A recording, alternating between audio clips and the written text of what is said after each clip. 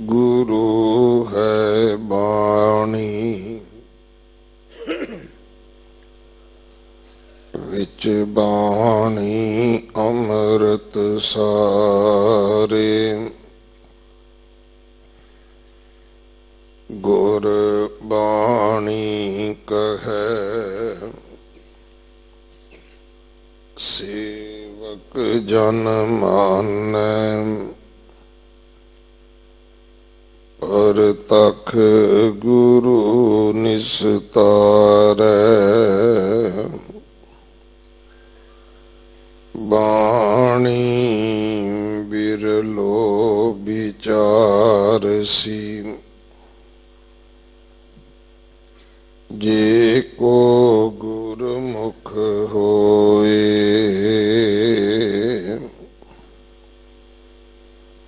एह बाणी महापुरख की निज घर वासा होए।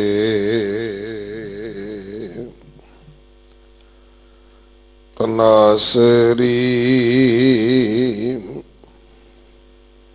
महला तीजा। कर दूजा चौपदे। एक ओंकार सतगुर प्रसाद। इह धन अखुट ना निखुट ना जाए। पूरे सतगुर दिया दिखाए। एह धन अखुट ना निखुट ना जाए। पूरे सतगुर दिया दिखाए। अपने सतगुर को सद बल जाई। गुर कृपा ते हर मन वसाई। से तनवंत हर नाम लिव लाए। गुर पूरै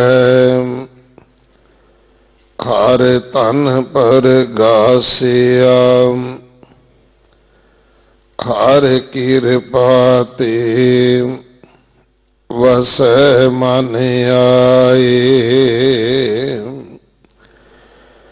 रहाओ अवगुण काट गुण हृदय समाए। पूरे गुर कै सहज सुभाए। पूरे गुर की साची बाणी।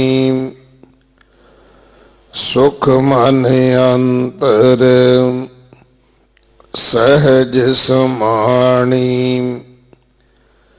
एक अचरज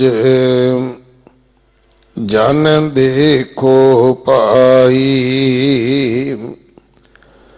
दुबदा मार हर मन वसाई। नाम अमोलक ना पाया जाए।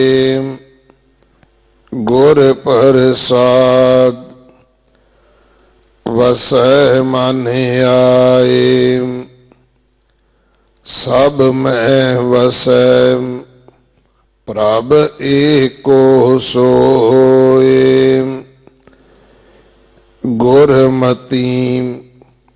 घट प्रगट होए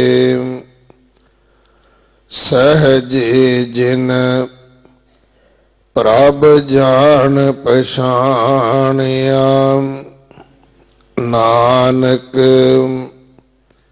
नाम मिलै मन मानिया सहजे जिन प्रभ जान पछाणिया नानक नाम मिलै मन मानिया। वाहिगुरु जी का खालसा वाहिगुरु जी की फतेह।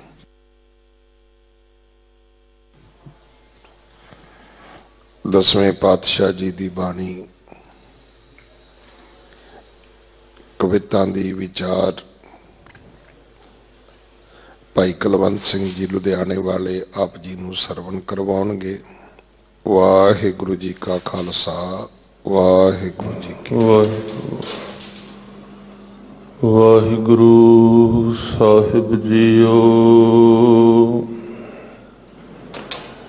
हम अवगुण परे एक गुण नाही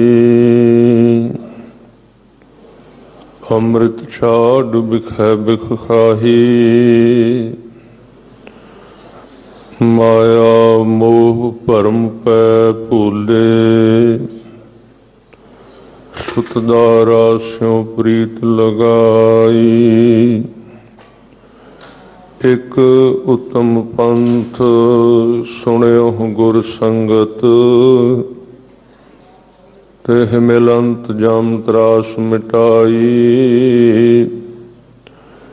एक अरदास पाठ कीरत की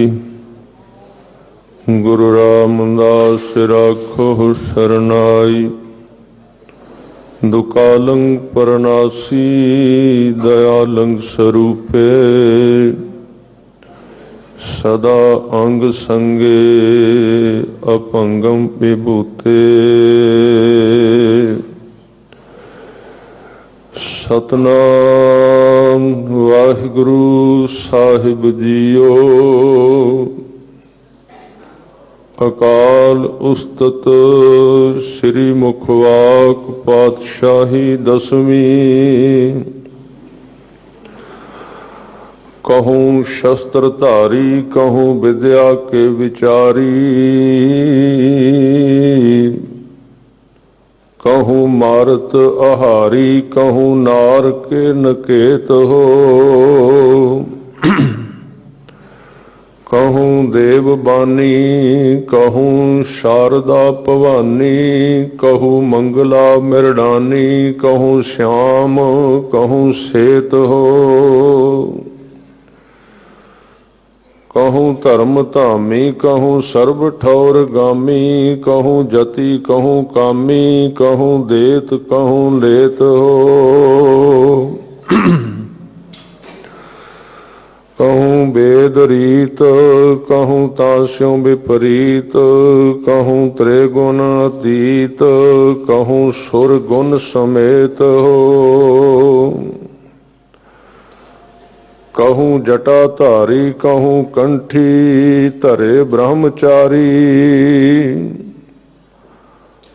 कहूँ जोग साधी कहूँ साधना करत हो कहूँ कान फारे कहूँ डंडी होए पधारे कहूँ फूक फूक पावन को पृथ्वी पै धरत हो कतहूँ सिपाही होए कै साधत सिलाहन को कहूँ क्षत्री होए कै अर मारत मरत हो कहूँ भूम भार को उतारत हो महाराज कहूँ भाव पूतन की भावना भरत हो कहूँ भूम भार को उतारत हो महाराज। कहूँ भाव भूतन की भावना भरत हो। वाहिगुरु जी का खालसा, वाहिगुरु जी की फतेह। सतगुरु दीन दुनिया दे पातशाह, दसां पातशाहियां दे स्वरूप सतगुरु श्री गुरु ग्रंथ साहिब जी महाराज आप जी दे सजे हुए अमृत वेले दे दीवान विच पहुंचे सत्कारयोग सत संगी जनों, आप जी अति वडभागी हो जो धन गुरु हरकृष्ण साहिब सच्चे पातशाह जी दे पावन दरबार विच पहुंच के गुरु साहिब जी दियां खुशियां प्राप्त कर रहे हो। अमृत वेले तो लैके लगातार बाणी दा प्रवाह, श्री सुखमणी साहिब, 5 बाणियां दा पाठ, उपरंत आसा दी वार और हुणे आप जी ने सतगुरु जी दा श्री मुखवाक सत्कारयोग ज्ञानी रणजीत सिंह जी तो सरवण किया है। पिछले 2 दिनों तो आपां कलगीधर पातशाह जी की पवित्र बाणी अकाल उस्तत विचों जो आप जी ने अकाल पुरख दे प्रेम विच अकाल पुरख नूं हर एक दे विचों उहदी जोत नूं वेख के उचारण कीती, उस बाणी दी विचार सतगुरु जी की कृपा द्वारा चल रही है। गुरु ग्रंथ साहिब सच्चे पातशाह जी का सिद्धांत कि परमात्मा एक है पर वो सारियां दे विच वखरे वखरे रूप दे विच भी लुक के बैठा होया है। ये बाणी श्री अकाल उस्तत दसम ग्रंथ विच सुभायमान है और गुरु ग्रंथ साहिब जी विचले कुछ भावां नूं खोलदी है कि अकाल पुरख एक हुंदा होया भी अनेक भी है। इत्थों तक गुरु गोबिंद सिंह महाराज जी उत्थे भी परमात्मा दे दर्शन कर रहे ने जिहड़े लोग धार्मिक दृष्टि दे विच समाजिक दृष्टि दे विच समाज तो डिगे हुए भी ने, क्योंकि ये एक सब तो सौखा वैगुरु दे दीदार करन दा तरीका है।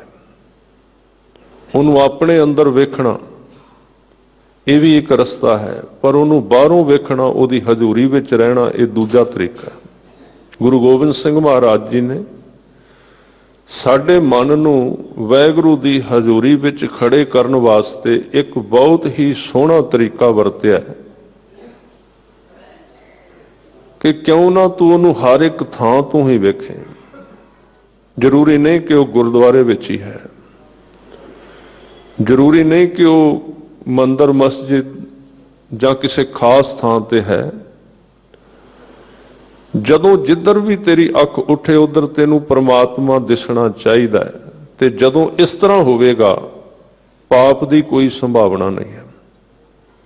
हुण जदों है ही सारियां दे विच परमेश्वर, जिवें एक सिद्धांत एक विचार चलदा है कि दुकानदार दा अपना एक नियम है कि जदों पहला ग्राहक आउंदा है उन्होंने वो बिल्कुल रियायत करता है, जिन्ने पैसे दे उन्ने ही लै लैंदा है। एक दुकान का नियम है ते ये मन्निया जाता है कि पहला ग्राहक परमात्मा आया है, पर यह आदमी तरीके लभ लैंदा है।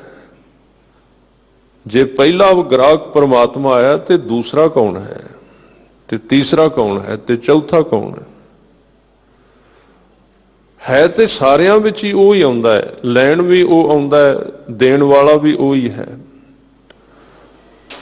पर आदमी ने सोचा भी जे सारियां विच उहनूं वेखिया ते धोखा किवें दे सकांगे।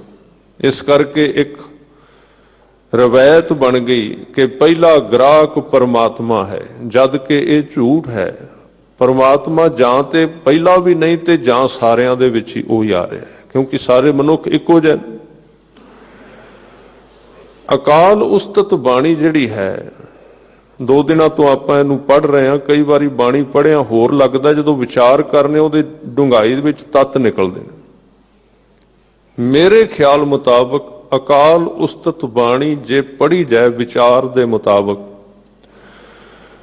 आदमी एक भी इंच ऐसा थां नहीं मिलेगा जिथे परमात्मा उन्होंने दीदार नहीं देगा।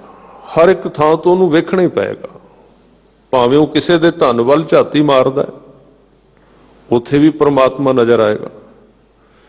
जे वो किसी के तन वल झाती मारदा है, उत्थे भी परमेश्वर प्रगट होकर उन्होंने नजर आएगा भी इत्थे भी वही है जिन्हों तू वेख रहा है, ते तू वेखण वाला भी कोई होर नहीं, तू भी वही है। हुण एक तरह की क्रांति आ जाएगी जीवन दे विच, हलचल मच जाएगी। ये तो बहुत औखा है अकाल उस्तत की बाणी। किसी ने कल ही मैनू कहा भी ये बहुत उपरले मंडल की बाणी है, तो आम बंदे दे काम नहीं आउंदी। मैं कहा नहीं, एक काम ही आम बंदे दे आउंदी है, उपरले मंडल का कुछ नहीं। आपां थल्ले डिग पे हैं। जदों असीं किसी चीज़ तो बचना होवे ना, उन्होंने फिर इक्को ही लफ्ज बचदा भी ये उपरले मंडल दी है। ये तो हो ही नहीं सकता जी, ये तो पुराने लोग कर गए, साडे वस दा ते काम ही नहीं। वो भी तो इस तरह जन्म लिया सी उन्होंने भी, जिन्हों ने इस बाणी नूं हंडाया है, कमाया है कि परमेश्वर सब थां ते है। सानू औखी क्यों लगी? क्योंकि गुरु गोबिंद सिंह ने कोई इंच ऐसा नहीं छड्डिया अकाल उस्तत दे विच जिथों अकाल पुरख की जोत उन्हां नहीं विखाई अपने सिख नूं। ते बड़ा औखा है। असीं भी चाहुंदे हां कि गुरु परमात्मा गुरुद्वारे विच सानू दिसे, बाहर ना नजर आवे, उन्ने को घेरे विच रवे। जे बाहर आ गया, जे किते गुरु हरकृष्ण साहब साडे घर जांदे नाल तुर पए ते असीं ना कर देंगे। सच्चाई ये है कि तुसीं गुरुद्वारे विच रहो, क्योंकि जे तुसीं नाल रहिंदे हो, गुरु ग्रंथ साहब जी जे तुसीं नाल रहिंदे हो, साडी मन मर्जी नहीं चलनी, साडा जीवन नहीं चलना उस तरह जिवें असीं मन मर्जी करनी चाहुंदे हां। इस करके ये बाणी जिहड़ी अकाल उस्तत है, ये गुरु ग्रंथ साहब के उन्हां शब्दां दी विस्तार विच व्याख्या है। जिवें एक ग्रंथ एक गल छोटी करके कह दी ना, सतगुरु जी ने संखेप विच कह दी कि एक अनेक व्यापक पूर्ण जत देखो तत सोई। इक्को ही सारियां दे विच समाया होया है, सीधी गल कह दी। पर उन्हां सारियां दा नाम नहीं लिया गुरु ग्रंथ साहब विच, सिर्फ कह दिता है एक अनेक व्यापक, एक अनेकां दे विच व्यापिया होया। ते दसम ग्रंथ साहब की, दसम ग्रंथ साहब उन्हां चीज़ां दा नाम लै दिंदे ने जिन्हों अनेक उत्थे क्या, उत्थे सिर्फ इक्को लफ्ज वरत्या अनेक, कई। उत्थे अनेक दा नाम नहीं लिया। जे अनेक लभणे होणगे ते तुहानूं अकाल उस्तत विच आउणा पएगा। एक अनेक व्यापक, वो अनेक आपां गिणने ने हुणे, उहदी व्याख्या शुरू करनी। पूरन जत देखो तत सोई, दिसदा क्यों नहीं? कहंदे माया चित्र बचित्र, ये रूप है ना जिहड़ा संसार दा, जिहदे विच परमेश्वर बैठा होया है, ये हैरान कर देण वाला है। जदों बंदा इहनूं वेंदा है, इहदे विच डुੱਬ जांदा, इहनूं बनाउण वाला उहनूं नज़र ही नहीं आउंदा। करता भुल जांदा, कुदरत दे विच फस जांदा जीवन। माया चित्र बचित्र बेमोहत, ये मोया जांदा मन, सौ जांदा है। बिरला बूझै कोई, सब गोबिंद है, सब गोबिंद है, गोबिंद बिन नहीं कोई। सूत एक मन सत सहंस जैसे, ओत पोत प्रभ सोई। जिवें एक माला इक्को ही है, मनके उहदे विच 100 होण, 200 होण, 1000 होण, मनके उहदे विच कई ने, पर सारे मनकियां दे विच सूत्र इक्को ही परोया होया है। वो सारे मनकियां नूं इक्को सूत्र चला रहा। बिल्कुल इसे तरह आ शरीर सारे मनके ने, इन्हां दे विचली जिहड़ी जोत है वो वखरी नहीं, जोत इक्को ही है, जिंद इक्को ही है, सारे शरीरां दे विच समाई हुई है। इस करके सतगुरु जी परमेश्वर दे व्यापक दीदार जिहड़े ने, ਸਰਬ ਵਿਆਪਕ, ਸਾਰੇ ਥਾਵਾਂ ਤੇ ਧੰਨ ਗੁਰੂ ਕਲਗੀਧਰ ਪਾਤਸ਼ਾਹ ਜੀ ਕਰਾ ਰਹੇ ਨੇ। ਇੱਕ ਇੱਕ ਸ਼ਬਦ ਬਹੁਤ ਮਹਿੰਗਾ ਹੈ। ਸਤਿਗੁਰਾਂ ਦੇ ਪਾਵਨ ਬਚਨਾਂ ਦੀ ਵਿਚਾਰ ਦੇ ਵਿੱਚ ਜੁੜਨ ਦੀ ਕੋਸ਼ਿਸ਼ ਕਰਾਂਗੇ। ਹਜ਼ੂਰ ਬਚਨ ਕਹਿੰਦੇ, ਕਹੂੰ ਸ਼ਸਤਰ ਧਾਰੀ, ਕਹੂੰ ਵਿਦਿਆ ਕੇ ਵਿਚਾਰੀ। ਕਿਤੇ ਤੂੰ ਸ਼ਸਤਰ ਧਾਰੀ ਬਣ ਕੇ ਹਥਿਆਰ ਫੜ ਕੇ ਖੜਾ ਹੈ। ਹੁਣ ਇੱਥੇ ਜਿਹਦੇ ਕੋਲ ਹਥਿਆਰ ਹੈ ਉਹਦੀ ਵੀ ਹਉਮੈ ਟੁੱਟਦੀ ਹੈ, ਕਿਉਂਕਿ ਸ਼ਸਤਰ ਹੱਥ ਵਿੱਚ ਆਉਣ ਤੋਂ ਬਾਅਦ ਇੱਕ ਹਉਮੈ ਕੁਦਰਤੀ ਤੌਰ ਤੇ ਅੰਦਰ ਪੈਦਾ ਹੋਵੇਗੀ। ਸ਼ਸਤਰ ਹੱਥ ਵਿੱਚ ਆਇਆ, ਸ਼ਸਤਰ ਨੂੰ ਪੀਰ ਕਿਹਾ ਗੁਰੂ ਸਾਹਿਬ ਨੇ ਬਾਣੀ ਦੇ। ਸ਼ਸਤਰ ਸ਼ਕਤੀ ਹੈ, ਪਰ ਉਹਦਾ ਇੱਕ ਨੈਗੇਟਿਵ ਪ੍ਰਭਾਵ ਵੀ ਹੈ। ਜਦੋਂ ਸ਼ਸਤਰ ਹੱਥ ਵਿੱਚ ਆਵੇਗਾ ਹੰਕਾਰੀ ਹੋਣ ਦੀ ਸੰਭਾਵਨਾ ਹੈ। ਸ਼ਸਤਰ ਗੁਰੂ ਗੋਬਿੰਦ ਸਿੰਘ ਮਹਾਰਾਜ ਜੀ ਕੋਲ ਵੀ ਹੈ, ਸ਼ਸਤਰ ਔਰੰਗਜ਼ੇਬ ਦੇ ਕੋਲ ਵੀ ਹੈ, ਪਰ ਔਰੰਗਜ਼ੇਬ ਨੂੰ ਸ਼ਸਤਰ ਰਿਐਕਸ਼ਨ ਕਰ ਗਿਆ, ਪੁੱਠਾ ਪੈ ਗਿਆ। ਉਹੀ ਸ਼ਸਤਰ ਧੰਨ ਗੁਰੂ ਗੋਬਿੰਦ ਸਿੰਘ ਮਹਾਰਾਜ ਜੀ ਦੇ ਕੋਲ ਹੈ, ਪਰ ਉਹਨਾਂ ਨੇ ਕਿਹਾ ਇਹ ਸ਼ਸਤਰ ਮੈਂ ਨਹੀਂ ਫੜਿਆ, ਪਰਮੇਸ਼ਰ ਤੂੰ ਹੀ ਫੜਿਆ ਹੋਇਆ।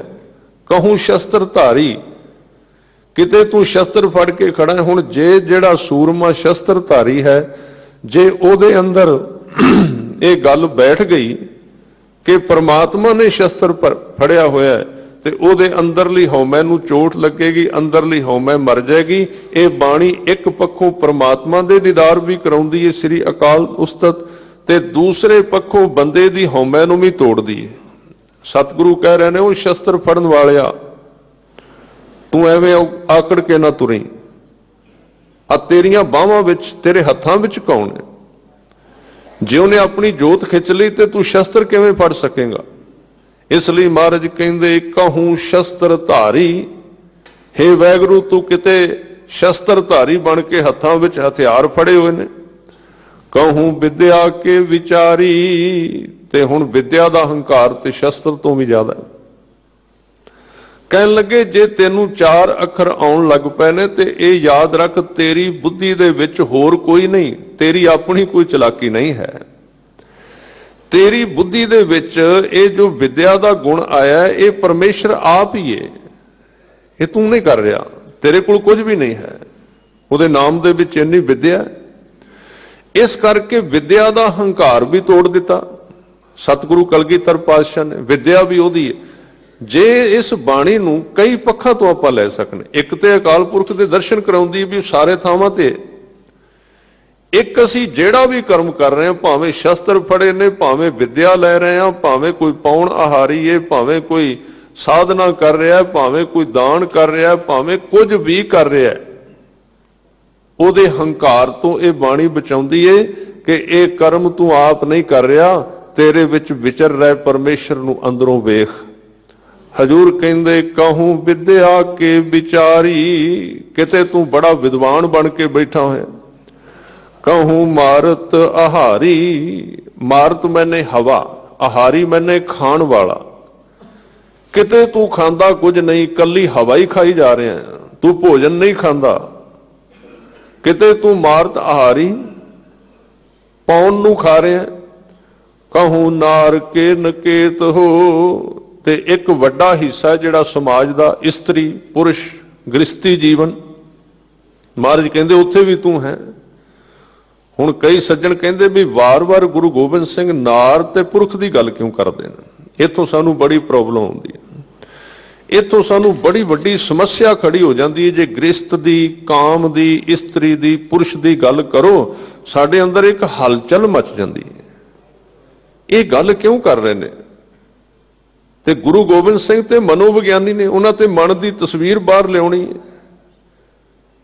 ਇਹ ਸਾਡੇ ਸਮਾਜ ਦਾ, ਸਾਡੀ ਸ੍ਰਿਸ਼ਟੀ ਵਿੱਚ 95% ਹੈ ਹੀ ਕਾਮ, ਤੇ ਉਹਦੀ ਵਿਆਖਿਆ ਨਾ ਕਰੋਗੇ ਤੇ ਵਿਆਖਿਆ ਕਿਹਦੀ ਹੋਣੀ ਹੈ? 95% ਕਾਮ ਹੈ ਸਾਰੇ ਸਮਾਜ ਦੇ ਵਿੱਚ।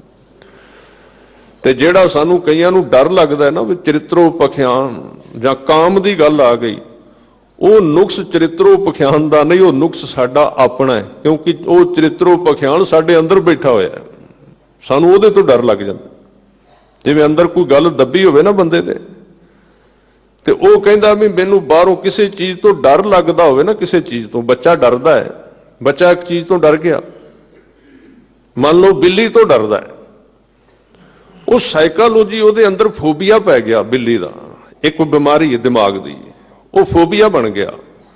हुण ਉਹਦੇ सामने बिल्ली का नाम लैण की देर है, बस वो कंबन लग पैगा, भजेगा, डरेगा, नसेगा। ਜਿਹੜੇ मनोविग्यानक डॉक्टर ने उन्होंने पूछो, वो दस देंगे चीज सारी बीमारी है। वो बिल्ली के नाम तो कंब जाएगा। जदों असी काम की इस्त्री की गल तो कंबने आ, गुरु गोबिंद सिंह ने बाणी उचारी हुई तां है कि सिख का टैसट हो जाए भी तू किन्ना को धर्मी बनया है। जे त्रित्रो पखियान सुन के तेरिया नाड़ियां कंबन लग पैंदियां ने, इहदा मतलब अजे तू राह विच बैठा है, अजे सोची ना मैं धर्मी बन गया।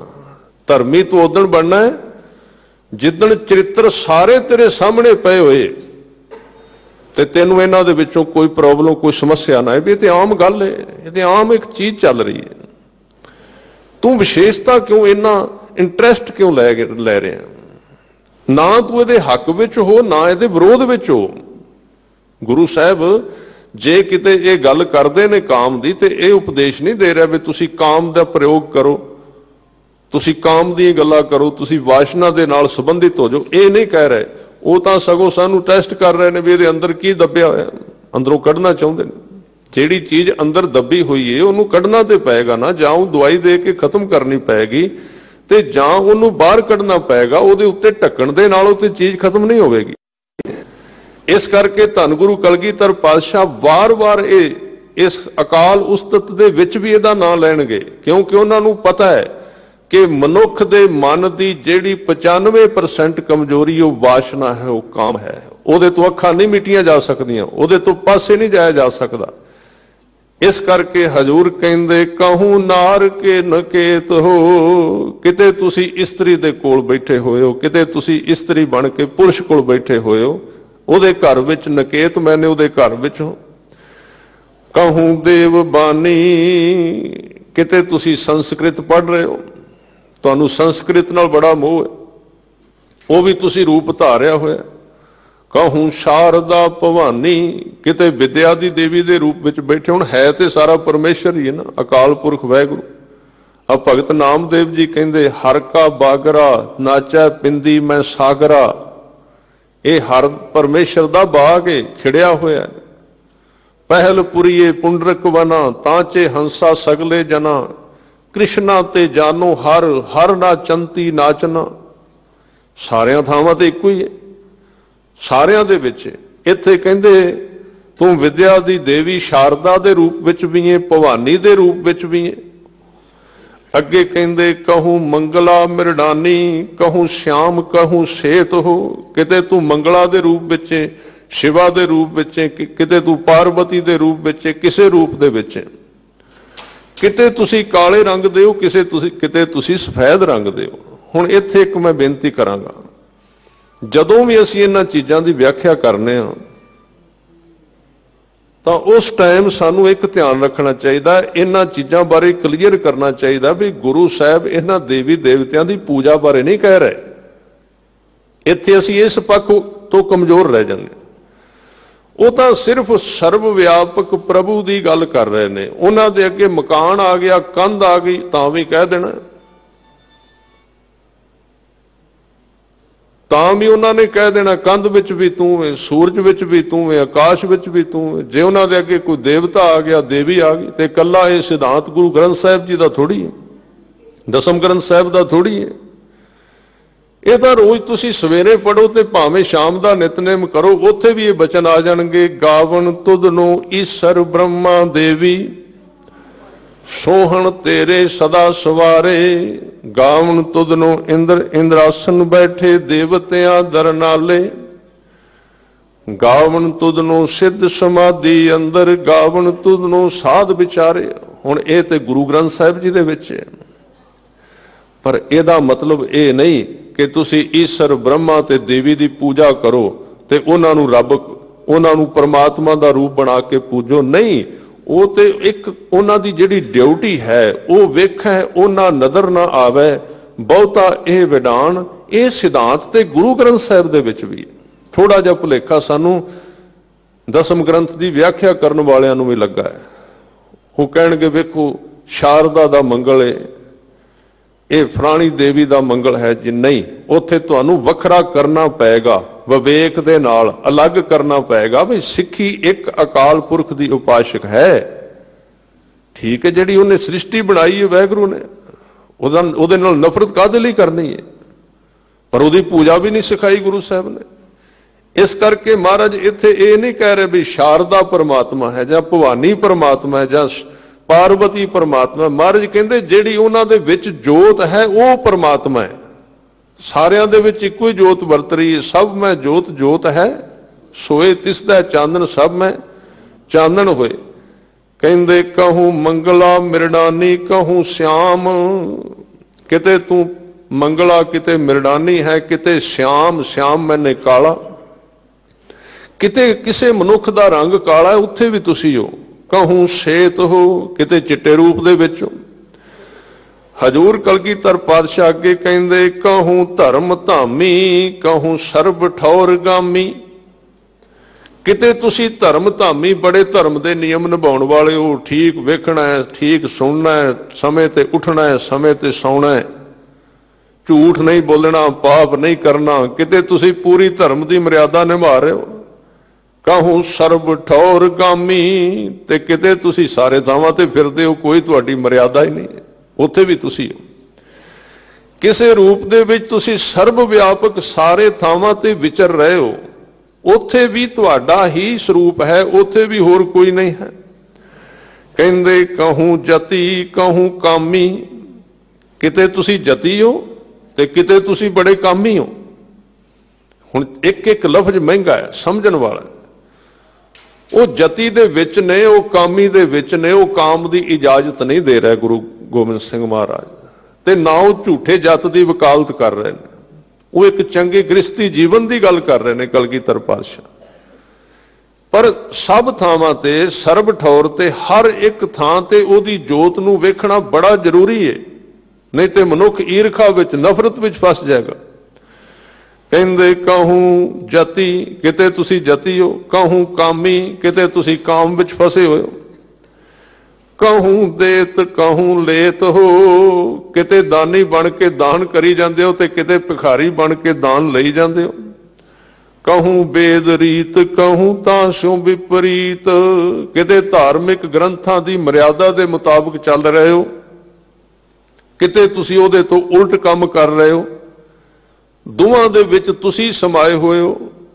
ਕਹੂੰ ਤ੍ਰਿਗੁਣ ਅਤੀਤ, ਕਈ ਥਾਵਾਂ ਤੇ ਤੁਸੀਂ ਤਿੰਨ ਗੁਣਾਂ ਨੂੰ ਛੱਡ ਕੇ ਚੌਥੀ ਅਵਸਥਾ ਵਿੱਚ ਰਹਿੰਦੇ ਹੋ। ਤੇ ਕਹੂੰ ਸੁਰਗੁਣ ਸਮੇਤ, ਤੇ ਕਿਤੇ ਤੁਸੀਂ ਇਹਨਾਂ ਤਿੰਨਾਂ ਗੁਣਾਂ ਦੇ ਸਮੇਤ ਮਾਇਆ ਵਿੱਚ ਫਸੇ ਹੋਏ ਹੋ। ਸਭ ਥਾਂ ਤੇ ਤੁਹਾਡੀ ਹੀ ਜੋਤ ਕੰਮ ਕਰ ਰਹੀ ਹੈ।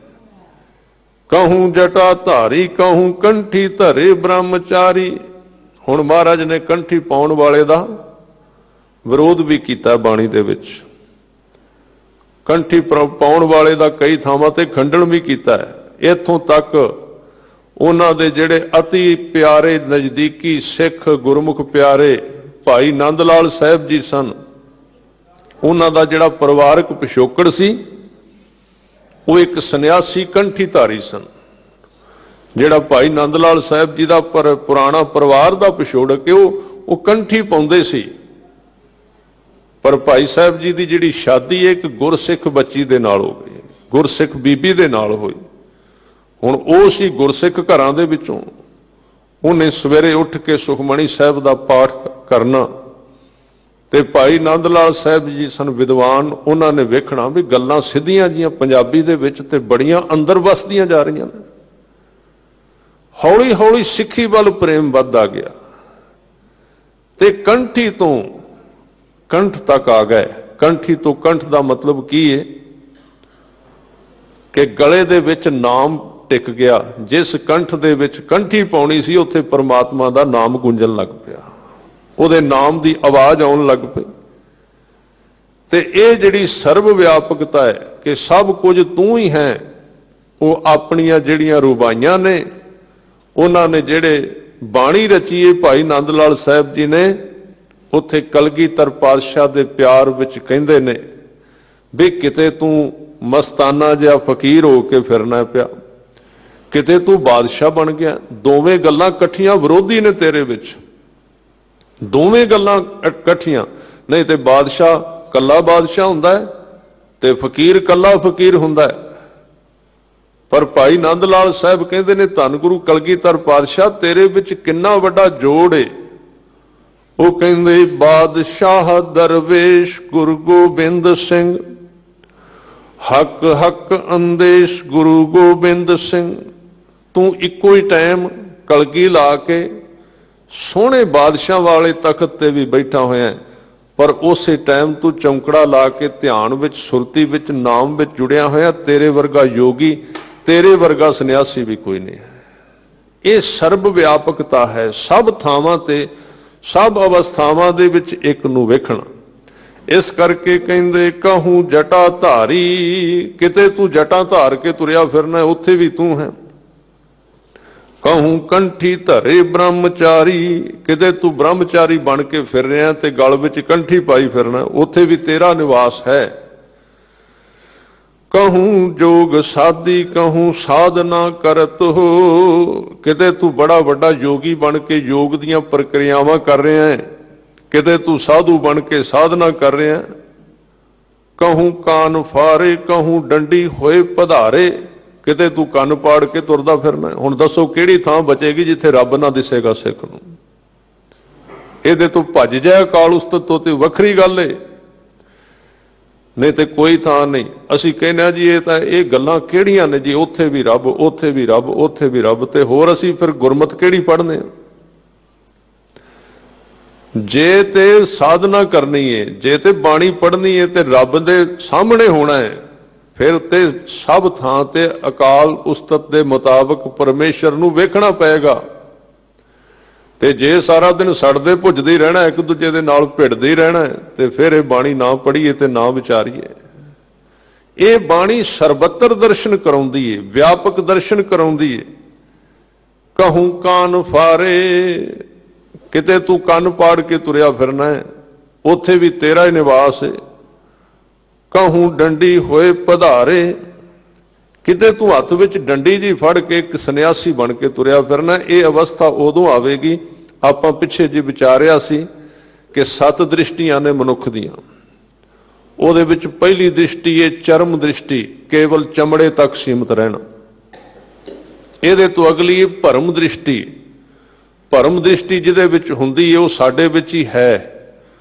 भरम दृष्टि का मतलब है कि जो आ दिसदा है वो अपना दिसना भी मेरा ही है, परमेश्वर दा नहीं नजर आउंदा। उन्होंने कहंदे इस बंदे दे विच भरम दृष्टि आई हुई है। अपना दिसदा सब कुछ, बगाना परमेश्वर दा कुछ भी नहीं दिसदा। ये दूजी दृष्टि है।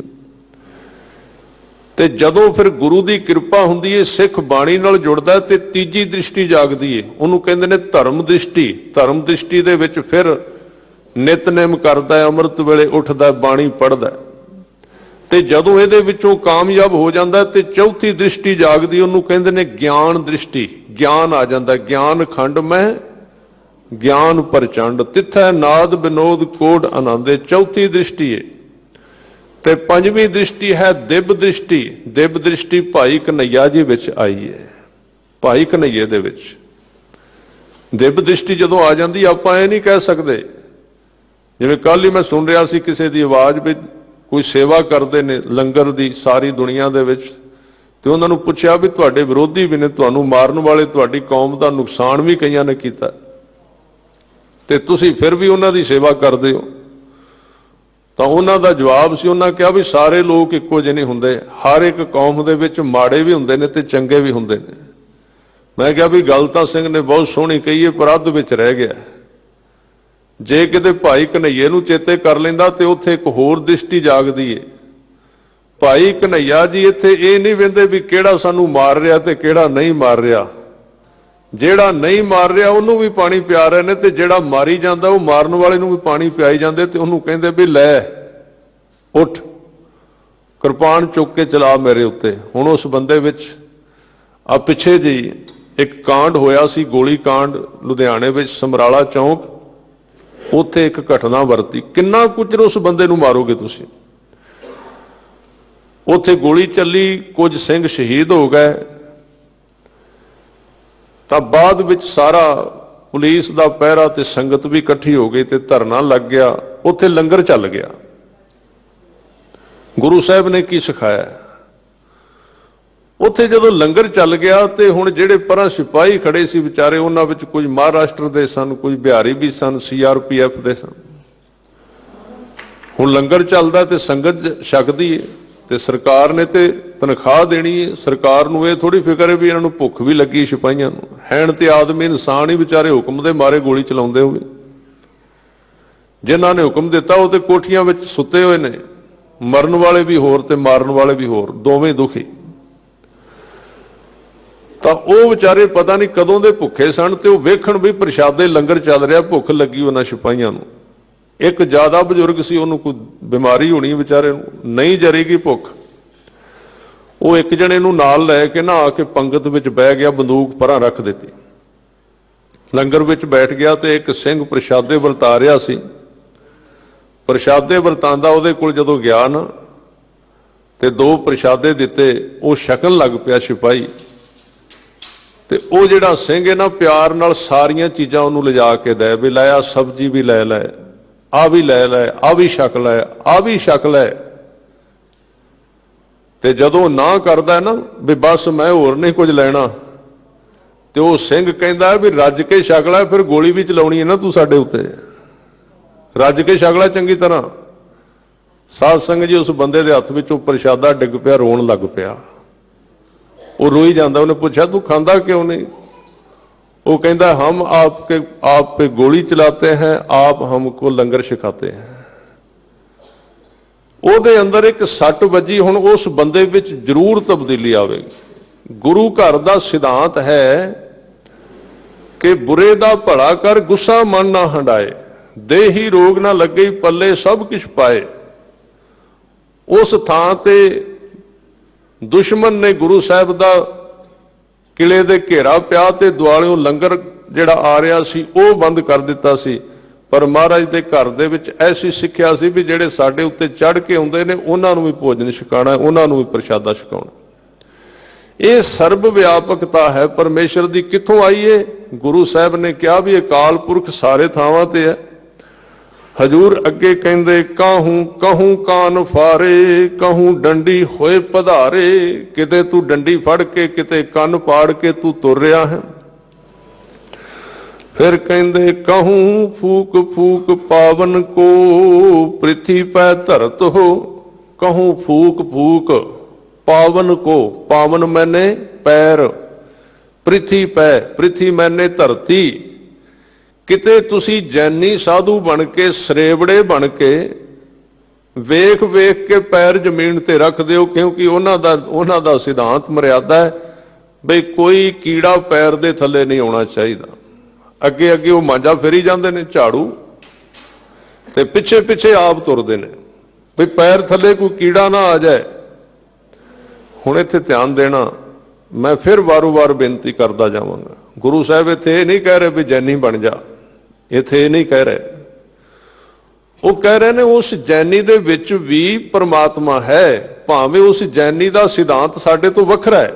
ਗੁਰਮਤ ਵਿੱਚ ਇਹ ਨਹੀਂ ਹੈ ਵੀ ਪਾਣੀ ਛਾਣ ਕੇ ਪੀਣਾ, ਮੂੰਹ ਤੇ ਪੱਟੀ ਬੰਨ ਕੇ ਰੱਖਣੀ, ਵੀ ਕੀੜਾ ਪੈਰ ਥੱਲੇ ਨਾ ਆ ਜਾਏ। ਠੀਕ ਹੈ, ਦਇਆ ਕਰਨੀ ਚੰਗੀ ਗੱਲ ਹੈ, ਪਰ ਉਸ ਵਿਰੋਧੀ ਭਾਵ ਸਿਧਾਂਤ ਵਾਲੇ ਦੇ ਵਿੱਚੋਂ ਵੀ ਪਰਮੇਸ਼ਰ ਨੂੰ ਵੇਖਣਾ, ਇਹ ਦਇਆ ਦੀ ਪੈਦਾਇਸ਼ ਹੈ, ਇੱਥੋਂ ਪੈਦਾ ਹੁੰਦੀ।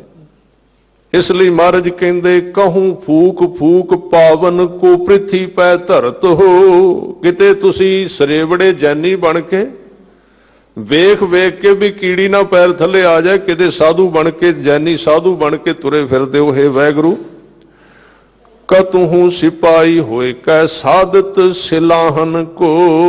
ਕਵਿਤਾ ਦੀ ਕਮਾਲ ਹੈ ਸਾਧ ਸੰਗਤ ਜੀ। ਗੁਰੂ ਗੋਬਿੰਦ ਸਿੰਘ ਮਹਾਰਾਜ ਜੀ ਦੀ ਕਵਿਤਾ ਰਚਨ ਦਾ ਤਰੀਕਾ ਇੰਨਾ ਗਜਬ ਦਾ ਹੈ ਵੀ ਕਈ ਕਵਿਤਾਵਾਂ ਐਸੀਆਂ ਨੇ। ਗਿਆਨ ਪ੍ਰਬੋਧ ਦੇ ਵਿੱਚ ਮੈਂ ਕੱਲ ਪੜ੍ਹ ਰਿਹਾ ਸੀ, ਜਿਉਂ-ਜਿਉਂ ਸਮਾਂ ਮਿਲੇਗਾ ਆਪਾਂ ਸਾਰੀ ਵਿਚਾਰ ਕਰਾਂਗੇ। ਸਾਧ ਸੰਗਤ ਜੀ, ਗਿਆਨ ਪ੍ਰਬੋਧ ਦੇ ਵਿੱਚ ਇਸ ਤਰ੍ਹਾਂ ਦੇ ਸ਼ਬਦਾਂ ਦੀ ਬਣਤਰ ਬਣਾਈ ਗਈ ਹੈ ਕਿ ਜੇ ਬੰਦਾ ਉਸ ਬਾਣੀ ਨੂੰ ਗਾ ਕੇ ਪੂਰੇ ਲੈਅ ਵਿੱਚ ਗਾਏ ਤੇ ਉਹਦੇ ਦਿਮਾਗ ਦੀ ਇੰਨੀ ਕਸਰਤ ਹੁੰਦੀ ਵੀ ਦਿਮਾਗ ਦੀਆਂ ਕਈ ਨਾੜੀਆਂ ਜਿਹੜੀਆਂ ਖੁੱਲ ਜਾਂਦੀਆਂ, ਬੰਦ ਪਈਆਂ ਹੋਈਆਂ। ਇੰਨੇ ਤਰੀਕੇ ਨਾਲ ਮਹਾਰਾਜ ਨੇ ਲਿਖਿਆ। ਵੀ ਕਵਿਤ ਨੇ ਵੇਖੋ, जिवें आपां इहनूं पढ़दे हां, कहंदे कतहूं सिपाही होए कै सादत सिलाहन को कहूं छतरी होए कै अर मारत मरत हो। ये लंबी लाइन है, कवित है। किते तुसी सिपाही बन के सादत सिलाहन, सिलाहन मैंने शस्त्र, किते तुसी बंदूक तान तान के निशाने बना बना के शस्त्रां दा अभ्यास कर रहे हो। कहूं छतरी होए कै, किते तुसी छतरी सूरमे बन के अर मारत, अर मैंने दुश्मन नूं मारदे हो, अर मारत मरत हो। छतरी बन के मारन वाले भी आप हो, ते जिन्हों मार रहे हो वो भी तुसी हो। किते तुसी मार रहे हो ते किते तुसी मर रहे हो।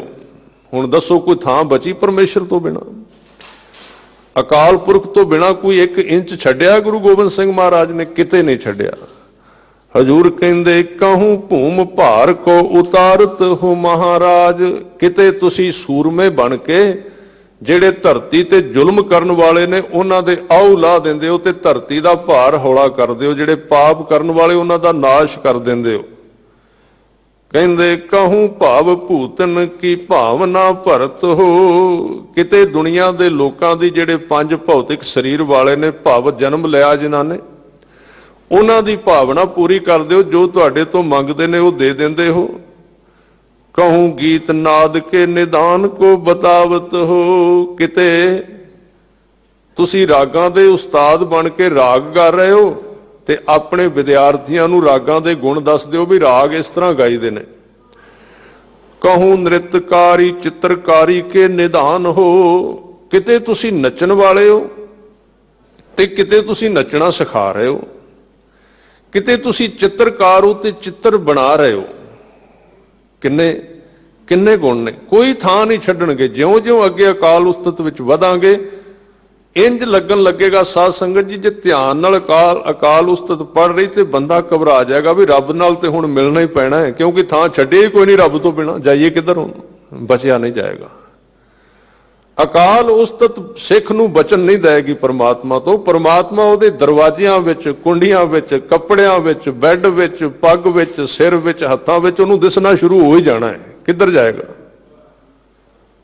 हजूर कहंदे कहूं नृत्यकारी चित्रकारी के निधान हो, किते तुसी चित्रकार बने बैठे हो, खजाने हो।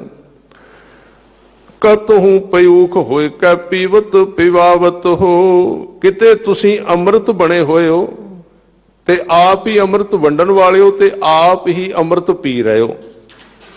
किते तुसी आप ही पंज प्यारे हो, आप ही अमृत बनाउंदे हो, आप ही अमृत हो, आप ही खंडा हो, आप ही बाटा हो ते आप ही छकण वाले हो। ये तुहाडा स्वरूप है। पर इहदे अगे बिल्कुल इहदे उल्ट गल कही है। हजूर कहंदे कतहूं मयूख ऊख, कहूं मदपान हो। कतहूं मयूख, मयूख मैंने माखियों, किते तुसी मक्खियां दा शहद हो। ऊख, ऊख मैंने ईख, ईख तो ऊख बनिया गन्ना, किते तुसी गन्ने दा रस हो। कहूं मद पान हो, मद मैंने शराब, किते तुसी शराब दे रूप विच हो। हुण जे कोई शराबी सुनदा होवे ते ओह बोतल विचों रब नूं वेखे दूजे दिन शराब छुट जाएगा, पी नहीं सकेगा। किन्ने बरीक तरीके नाल नशा छडाउण दी जुगत दसी। इत्थे नहीं कह रहे भी शराब पीओ, हुण इह ते बंदे ने आप अर्थ कढने ना भी कथा आ रही सी जो उहदे विच ते शराब रब जिहड़ा है उहदे विच भी है, उहदे विच ते है। रब ने ते गन्ना पैदा कीता सी, रब ने शराब नहीं सी पैदा कीती। शराब ते बंदे ने पुट्ठी मत नाल बनाई है ना, उहने ते गन्ना बनाया सी। हुण गन्ने तो गुड़ बनिया ते गुड़ खाओ सीधा ते तुहानूं तंदुरुस्ती दिंदा, ते जे पुट्ठा काम करो गन्ने नूं शराब दा रूप दिओ ते मत मार दिंदा बंदे दी। उत्थे भी उहदा निवास है। इस करके जिहड़ा अकाल उस्तत सुनेगा वह शराबी शराब नहीं पी सकेगा, उहदे तो बचना पेगा उहनूं भी इह ते मत मार दिंदा है। शराब दे विचों कित्थों दिसना है? जदों उहने पी लिया तो उहनूं अपने नहीं पता लगदा कित्थे डिग्गा होया। इस करके कहंदे कहूं महासूर होए कै मारत मवासन को, किते तुसी बड़े सूरमे हो के मवासन जिहड़े किलियां दे विच आकी हो के लुके ने उहनां नूं मारन वाले हो। कहूं महादेव देवतान के समान हो, किते तुसी देवतियां तो वड्डे देवते बन के बैठे हो। कहूं महादीन कहूं द्रब के अधीन, किते तुसी महादीन दा मतलब है बड़े गरीब बन के तुहाडे कोल खाण लई कुछ नहीं, पाउण लई कपड़े नहीं, कच्चा घर बना के बैठे हो किसी थां, उत्थे भी तुसी हो। कहूं द्रब के अधीन हो, ते किते माया ही तुहाडे कोल इन्नी तुहानूं पता नहीं लगता इस माया नूं रखीए किथे, उत्थे भी तुहाडा निवास। कहूं विद्या मैं परवीन कहूं भूम कहूं भान हो, किते तुसी विद्या दे विच बड़े सियाणे हो, ते किते कहूं भूम, किते तुसी जमीन बने होए हो, धरती बने होए, तुहाडे उत्ते तुरीदा है। हुण किधर जाएगा मनुख? उत्थे भी परमात्मा जिथे असीं पैर रखना। कहूं भान हो, ते भान मैंने सूरज, किते तुसी सवेरे सूरज बन के चढ़ जांदे हो, चमकदे हो, उत्थे भी तुहाडा निवास।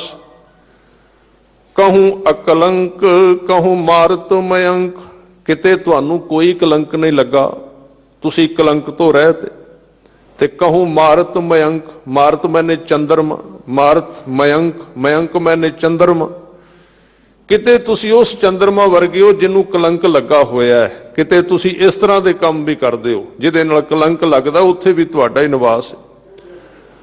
कहूं पूर्ण परजंक, किते तुसी सोहणे पलंग ते बैठे होए हो इस्त्री समेत। कहूं शुद्धता की सार हो, किते तुसी श्रेष्ठ शुद्ध हो, ब्रह्मचारी हो, किते तुसी अपने जीवन नू बड़ा उच्चा पवित्र रखते हो। कहूं देव धर्म कहूं साधना के हरम, किते तुसी देवतियां वाले धर्म विच रहिंदे हो, ते किते तुसी साधना दे घर हो, इन्नी साधना कर रहे हो भी दिन रात बंदगी करी जा रहे हो। कहूं कुत सत कहूं कुत सत कुकर्म कहूं धर्म के प्रकार हो, किते तुसी झूठ दा रूप धारण कर रहे हो, किते तुसी कुकर्मां दे विच पए होए हो, जिहड़े लोग कुकर्मां विच पए ने उत्थे भी तुहाडा निवास है। ते किते तुसी कई प्रकार दे धर्म दे उपदेश दे रहे हो। कहूं पौण हारी कहूं विद्या के विचारी, किते तुसी पौण आहारी हो, किते बड़े बड़े विद्वान हो। कहूं जोग जति ब्रह्मचारी नर कहूं नार हो, कहूं जोग जति ब्रह्मचारी, किते तुसी जोगी हो बहुत बड़े बड़े बड़े जति हो, किते ब्रह्मचारी हो। नर कहूं नार हो, किते तुसी नर हो मनुख हो, ते किते नार इस्त्री हो। हुण ये बाणी जदों बंदा पढ़ेगा ना, ਉਹਦੇ अंदरों सारे शंके निकल जाणगे भी गुरु साहब किते जदों देवी देवतियां ਦੀਆਂ ਗੱਲਾਂ ਕਰਦੇ ਨੇ ਕਿਹੜੇ ਐਂਗਲ ਤੋਂ ਵੇਖ ਕੇ ਕਰ ਰਹੇ ਨੇ। ਉੱਥੇ ਇਹ नहीं कह रहे भी ਇਹਦੀ देवी ਦੀ पूजा करो जी, देवतियां ਦੀ पूजा करो। उन्होंने जो कुछ किया सी ਉਹਦੀ व्याख्या कर रहे सन। ਉਹ ਤੇ ਇੱਕ ਤੋਂ ਬਿਨਾ ਕਹਿੰਦੇ मेरा सिख ते एक बिना मन नायक ना आना, एक तो बिना किसी अगे झुकदा ही नहीं।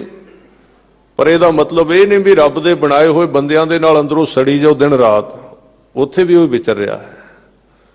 उन्हां दा स्वरूप बयान किया महाराज सच्चे पातशाह जी ने। इस करके अगे बचन कहंदे कहूं छत्र धारी कहूं छाला धरे छैल धारी।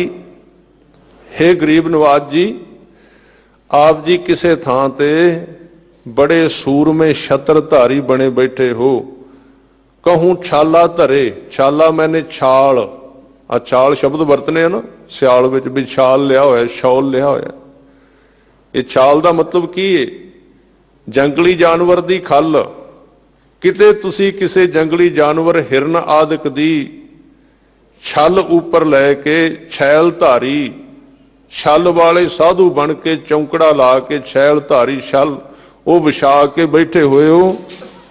कहूं शकवारी, शकवारी दा मतलब है शकन छकाउण वाला।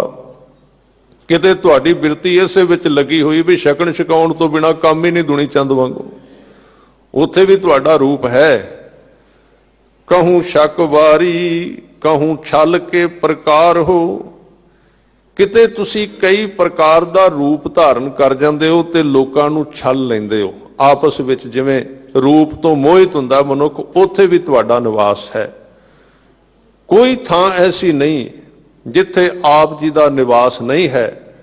ਇਹ ਜਿਹੜੀ ਬਾਣੀ ਹੈ ਇਹ ਸਰਬ ਵਿਆਪਕਤਾ ਪੈਦਾ ਕਰਦੀ ਏ। ਕੋਈ ਇਸ ਤਰ੍ਹਾਂ ਦਾ ਥਾਂ ਨਹੀਂ ਜਿੱਥੇ ਅਕਾਲ ਪੁਰਖ ਵਾਹਿਗੁਰੂ ਦਾ ਨਿਵਾਸ ਨਹੀਂ ਹੈ। ਹਰ ਇੱਕ ਥਾਂ ਤੇ ਉਹਦੀ ਜੋਤ ਵਿਦਮਾਨ ਹੈ, ਭਰਪੂਰ ਹੈ। ਇਸ ਲਈ ਮਹਾਰਾਜ ਅਖੀਰ ਤੇ ਕਹਿਣਗੇ ਤੂੰ ਹੀ ਤੂੰ ਹੀ ਤੂੰ ਹੀ ਤੂੰ ਹੀ ਤੂੰ ਹੀ ਤੂੰ ਹੀ। ਇਹ 16 ਵਾਰੀ ਤੂੰ ਹੀ ਅਖੀਰਲੇ ਬੰਦ ਵਿੱਚ ਇਹਦੇ ਵੀ ਆਪਾਂ ਵਿਚਾਰ ਕਰਾਂਗੇ।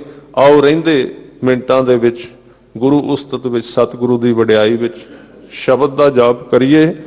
ਵਾਹਿਗੁਰੂ ਵਾਹਿਗੁਰੂ ਵਾਹਿਗੁਰੂ ਵਾਹਿਗੁਰੂ। ਗੱਜ ਕੇ ਬੋਲੋ, ਗੱਜ ਕੇ।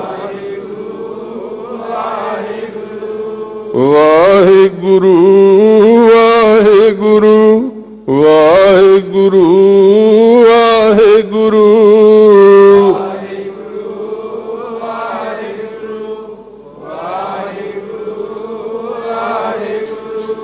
ਵਾਹਿਗੁਰੂ ਵਾਹਿਗੁਰੂ ਵਾਹਿਗੁਰੂ ਵਾਹਿਗੁਰੂ।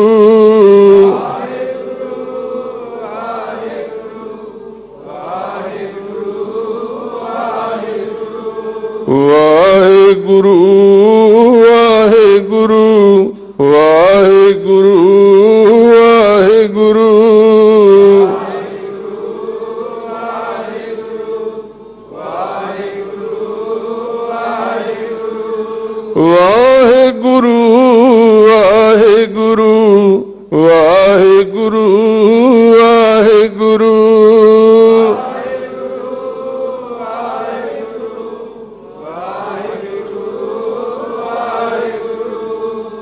ਵਾਹਿਗੁਰੂ ਵਾਹਿਗੁਰੂ ਵਾਹਿਗੁਰੂ ਵਾਹਿਗੁਰੂ।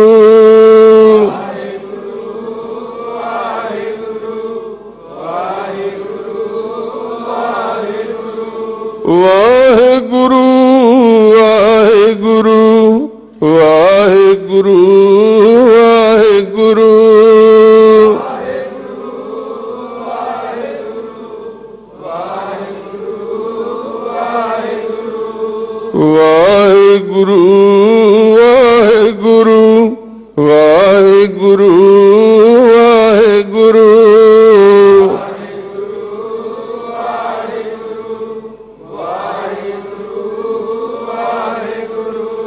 ਵਾਹਿਗੁਰੂ ਵਾਹਿਗੁਰੂ ਵਾਹਿਗੁਰੂ ਵਾਹਿਗੁਰੂ।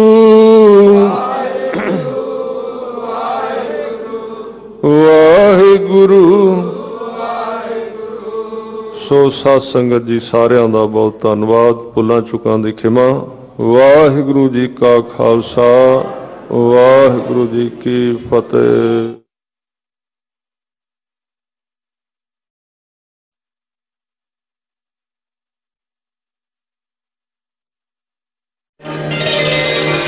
श्री हरि कृष्ण प्यारे, श्री हरि कृष्ण प्यारे, जिस डिठे सब